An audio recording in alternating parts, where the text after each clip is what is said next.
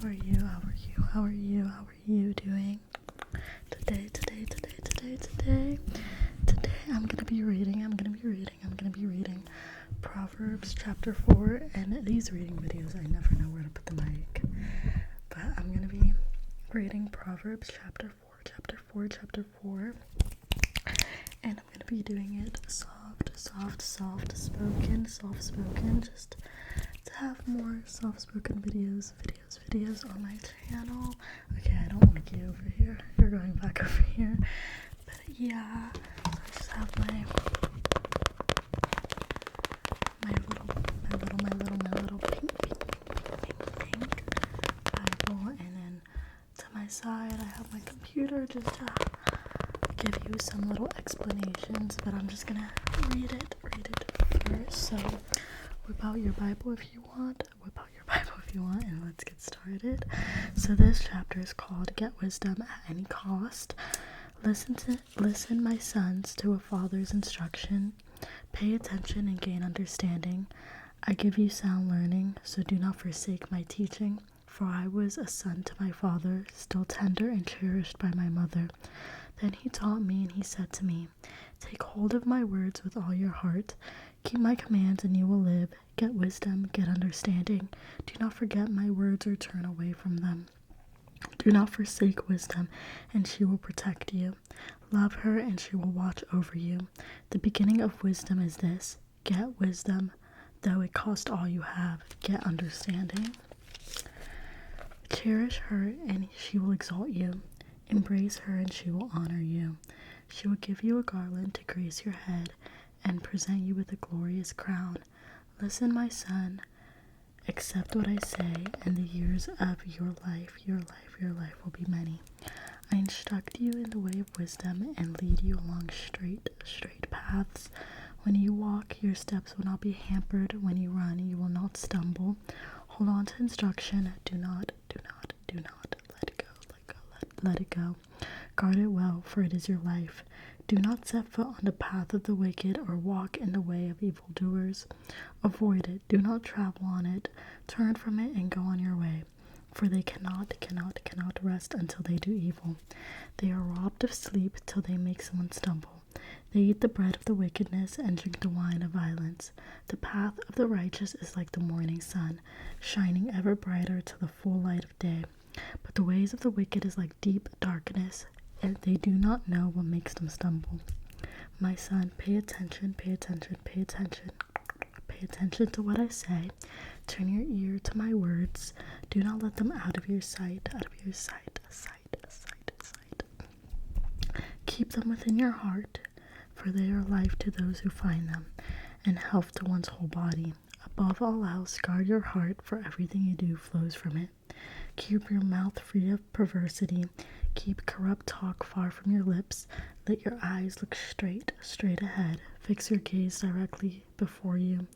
Give careful thought to the paths for your feet, and be steadfast in all your ways. Do not turn to the right or the left. Keep your foot from evil. I really like that chapter. I think it's just very important to take the Lord's word and actually take it in, physically take it in, not just listen, not just hear it, but actually listen to it, because that those words and that advice is what's gonna keep you on a straight path. But right now I have the To Be Like Christ website, and it just gives a little outline of everything. So the themes from this chapter was a father's advice regarding virtue of wisdom, and that wisdom will guide you in the path of righteousness, and without wisdom you will be swerved into paths of wickedness. And I think the Lord gives us that wisdom, and when we don't actually retain it, that's when we are more easily swayed to the way of the devil or whatnot. And then just the outline is Solomon is speaking to his son, and again, and reminding him to seek wisdom. And King Solomon received counsel from King David and wanted to keep that same counsel going. And if Solomon's son embraced wisdom, it would keep him, guard him, and exalt him, honor him, and be a garland and a crown on his head. And wisdom teaches a man how to walk without stumbling and how to run without hindrance. And he warns him that if he lets go of wisdom, he might find his path, like on a path of wickedness, and with men whose heart are like in evil places. And then wisdom will keep him on the path of righteousness. And obviously, like, the path of righteousness is described as a light which shines brighter and brighter until full day. And then it just like concludes with like a few more pieces of advice, like guard your heart, avoid perverse speech, and all that. And there's a little application section, so I'm going to talk about that. And it says, don't let good generational habits die within your generation. And I have like something to say about this. It's not like necessarily directly related, but I think that's important in the sense of like cultural traditions, because I feel like with like America's a wonderful example of that. It's so like culturally diverse, but like a lot of people like don't actually know their like true culture. They're just like, oh, my great grandparents have been in America and everybody's since, so like I don't know anything from the past. And I feel like for me it's really important for like my kids to know like I guess my culture.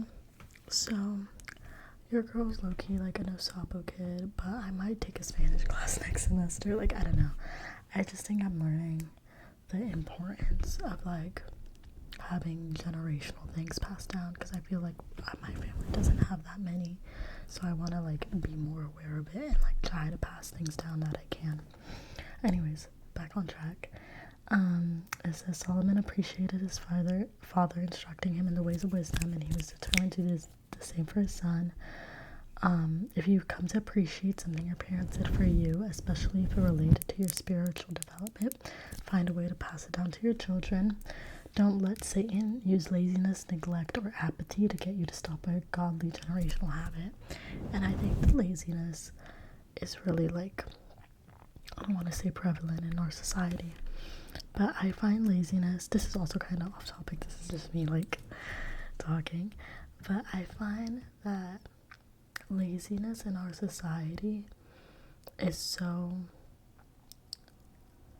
like everybody looks at it in a bad way, and it's very much like a hustle and bustle culture in America that a lot of us don't allow times for like rest, and not like rest in the way of like I'm gonna scroll on TikTok, I'm gonna watch a show on Netflix, like just genuine rest, like I'm gonna go on a walk and talk to God, or I'm gonna go out and sit outside and just drink a cup of tea and like people watch, like rest in that way. That like when people do that or prioritize that, it's seen as lazy. And I just don't think we are built to be like working almost 24/7 and having like 12-hour shifts, and like 12-hour shifts like inside working, like I don't know, because like our rest, like I even do this myself, like I consider my rest me like bed rotting and scrolling on TikTok, but that's not really rest, because my brain is still like getting all those like I don't know what it is, endorphins from like scrolling and like immediate satisfaction, but that's not rest. So I think as a society we need to motivate people and say that it's okay to genuinely rest without any like technology and all the things, because like even in public, like let's say you're just like you're waiting on a friend or something, you're gonna start scrolling on your phone because it feels embarrassing to just wait and not just be there, like, you know. And I feel like that's horrible. Like we shouldn't always have to look for like an immediate distraction. We should let our minds rest. Anyways, back on track. The last thing it says, we often speak about ending generational trauma in families, but ensuring the continuation of generational blessings is just as, if not more, important. But yeah, that's all it says. I feel like I went on a lot of different rants today, but I hope you enjoyed reading Proverbs chapter 4 with me. YouTube's gonna recommend you a video of mine, and I think you should also watch it. And I hope you have a wonderful rest of your day. You are so beautiful. You are so beautiful. Okay, bye.